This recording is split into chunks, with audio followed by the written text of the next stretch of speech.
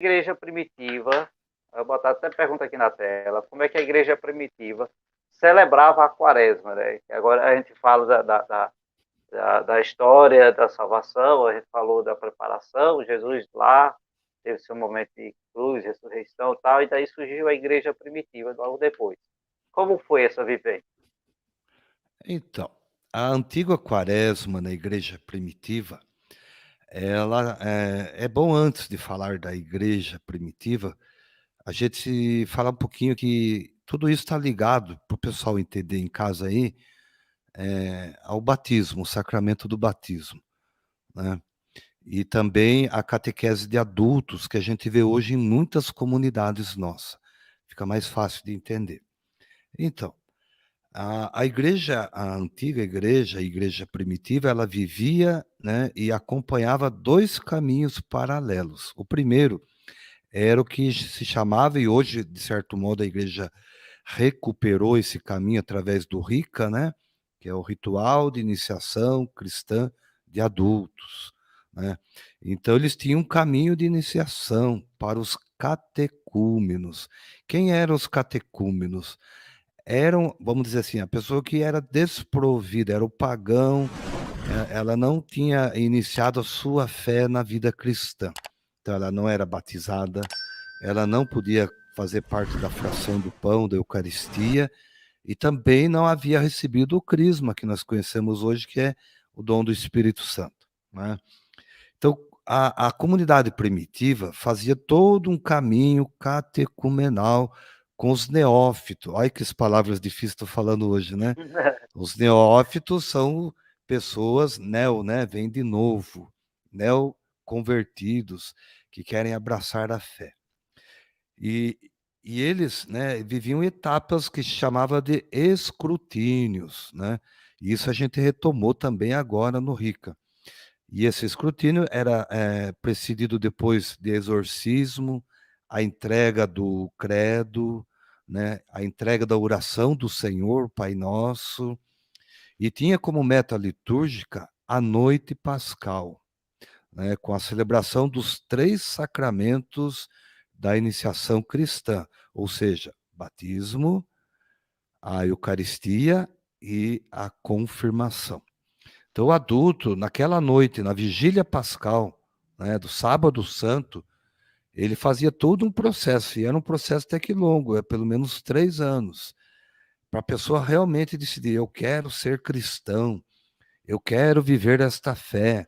Então, ele abraçava verdadeiramente. E na noite do sábado santo, ele recebia da comunidade, então, os três sacramentos. Com a reforma litúrgica, né, promovida pelo Vaticano II, todos nós revivemos este caminho, principalmente quando a igreja utiliza, né, no calendário do ano litúrgico, aquilo que a gente chama do ano A, né? Então a gente vai lá ver os trechos do evangelho que apresentam os relatos, né, do encontro de Jesus com a samaritana, do cego de nascença, né, da ressurreição de Lázaro e assim por diante. Como eu falava, né, a igreja recuperou, né, ainda hoje, por incrível que pareça, a gente tem adultos que não são batizados, que se não é batizado, não tem a primeira Eucaristia e também não tem o crisma. Então a igreja recuperou esses ritos, né, através do ritual de iniciação cristã de adultos. Aqui na minha paróquia e na nossa diocese, muitas igrejas retomaram esse processo do RICA. É muito bonito, é muito rico realmente, né? Ele tem toda assim uma simbologia. E na noite santa do sábado santo, né?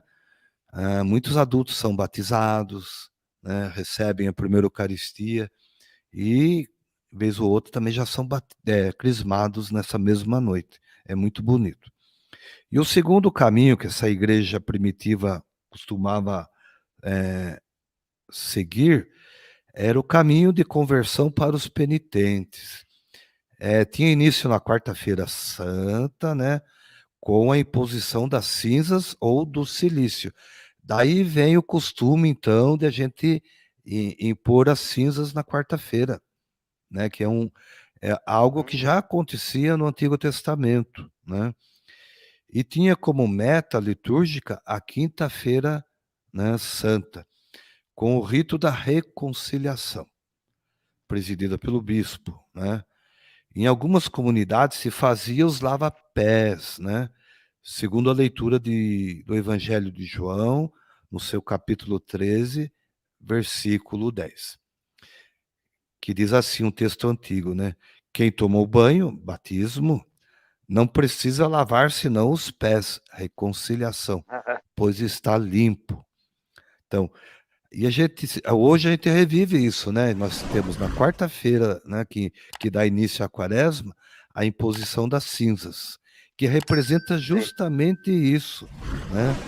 Que nós devemos nos reconciliar com Deus, voltar-se para Ele, né? E normalmente a igreja usa nesse período as leituras do tempo litúrgico do ano C, né, com as passagens do Evangelho do Filho Pródigo e da mulher adúltera, que por sinal é o ano que nós estamos vivendo, né? Então você vai justo. ouvir lá, escutar a leitura do Evangelho do Filho Pródigo, da mulher adúltera e assim por diante. Depois também há o caminho da cruz, que diz respeito a todos os discípulos, e tinha como meta litúrgica a Sexta-feira Santa, né?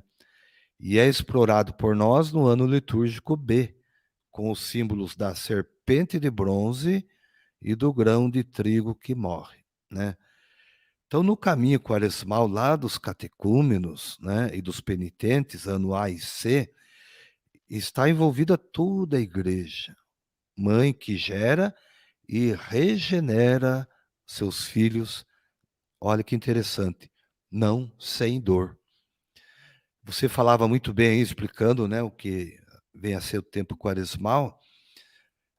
A gente dá tão pouco tempo para Deus, né? A gente acha tantas justificativas para não fazer uma penitência, né, para não fazer um jejum.